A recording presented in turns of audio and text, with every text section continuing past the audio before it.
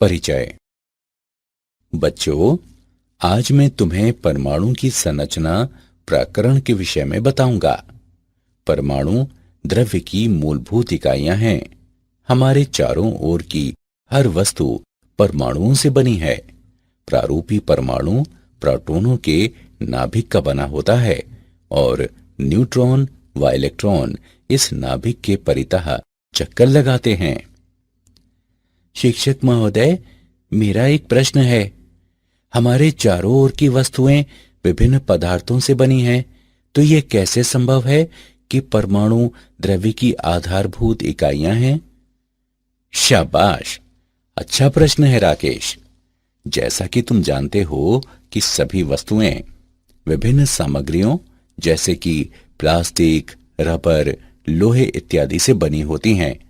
इनमें अणुओं के विन्यास तथा प्रकार अलग अलग तरह के होते हैं तथा अणु या दो से अधिक परमाणुओं का समूह होता है। तो इस तरह से परमाणु ही मूलभूत इकाई हैं। छात्रों, आइए परमाणुओं के बारे में और अधिक चर्चा करें।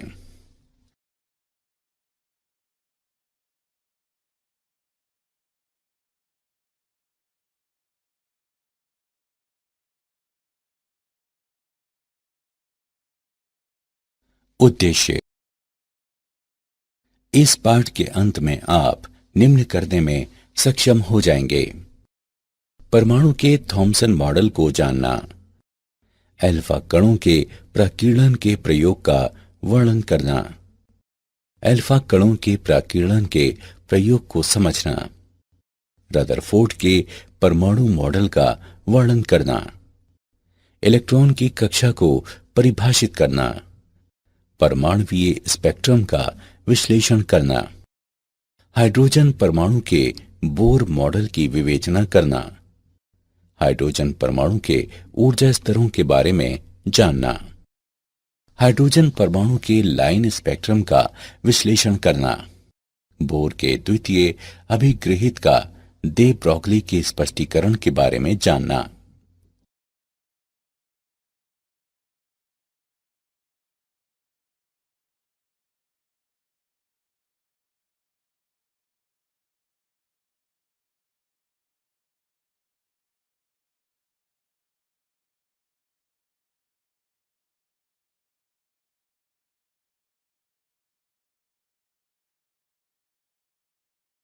थॉमसन का परमाणु मॉडल।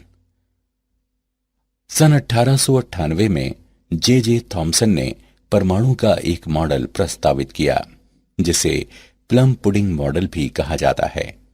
उन्होंने बताया कि परमाणु किसी धनात्मक तरल जैसे कि पुडिंग से भरा होता है, जिसमें इलेक्ट्रॉन इस तरह अंतःस्थापित रहते हैं जैसे कि तरबूज में बीज। गोलीय मॉडल की त्रिज्या लगभग 10⁻⁻8 सेंटीमीटर होती है। धनात्मक तरल पर कुल धनावेश समान होता है, जो इलेक्ट्रॉनों के ऋणावेशों द्वारा सममितिक रूप से संतुलित रहता है। लेकिन इस मॉडल को अस्वीकृत कर दिया गया क्योंकि यह मॉडल रदरफोर्ड द्वारा किए गए प्रयोगों के परिणामों को संतुष्ट करने में विफल रहा। अल्फा कणों के प्रकीर्णन का प्रयोग। रदरफोर्ड ने धातु की पतली पन्नियों पर अल्फा कणों को प्रक्षेपित कराया और प्रक्षेपित कणों के विक्षेपण वाले पथों का अवलोकन किया। प्रायोगिक व्यवस्था। एक रेडियोधर्मी स्रोत से उत्सर्जित अल्फा कण लेड की ईंटों से गुजरकर एक संकीर्ण पुंज के रूप में संरेखित होते हैं। पुंज को धातु की एक पतली पन्नी पर प्रक्षेपित कराया गया, जिसकी मोटाई 2.1 गुणे 10⁻⁻7 मीटर थी। प्राकीर्णित अल्फा कणों का विक्षेप मापने के लिए एक घूर्णी संसूचक का प्रयोग किया गया, जिसमें जिंक सल्फाइड का एक पर्दा और एक सूक्ष्मदर्शी था। प्रेक्षण। अधिकांश अल्फा कण धातु की पन्नी से इस तरह सीधे गुजर जाते हैं जैसे वे रिक्त स्थान में गए हों। आपतित कणों में से केवल 0.14% ही 1 डिग्री से अधिक प्रकीर्णित होते हैं।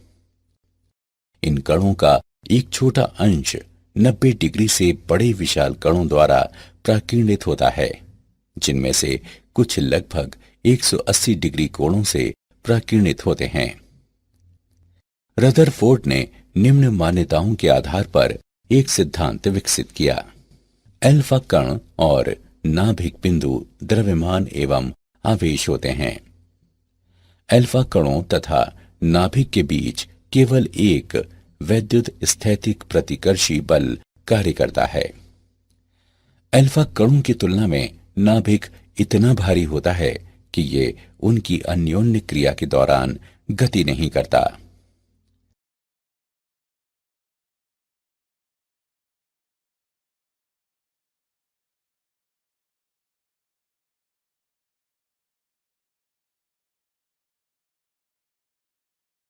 अल्फा कणों का प्रक्षेप पथ।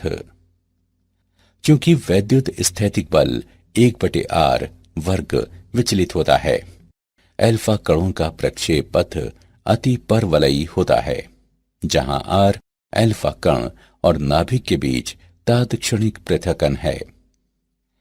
नाभिक तथा अल्फा कण की गति की आरंभिक रेखा के बीच की अभिलंबवत दूरी संघट्ट प्राचल कहलाती है।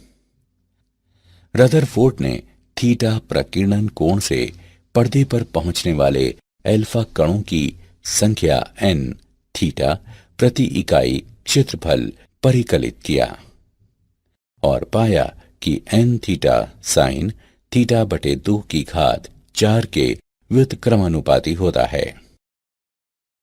कण तथा नाभिक के बीच की निकटतम दूरी से नाभिक का आकार लगभग 10 की घात -14 मीटर से लेकर 10 की घात -15 मीटर तक होने का पता चलता है।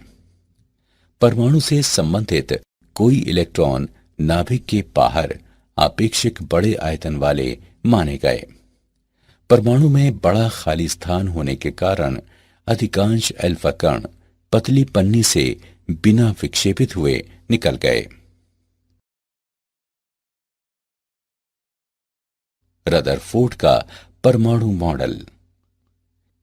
रदरफोर्ड के प्राकीर्णन के प्रयोग ने नाभिकीय परमाणु मॉडल को जन्म दिया।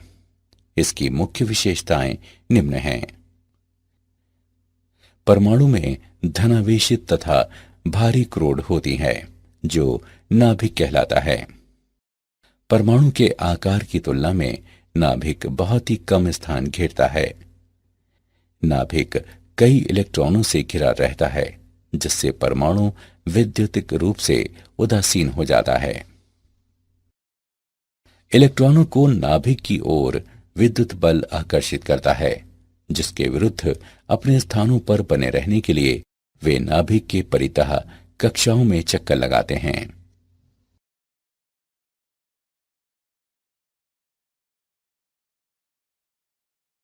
इलेक्ट्रॉन की कक्षाएं।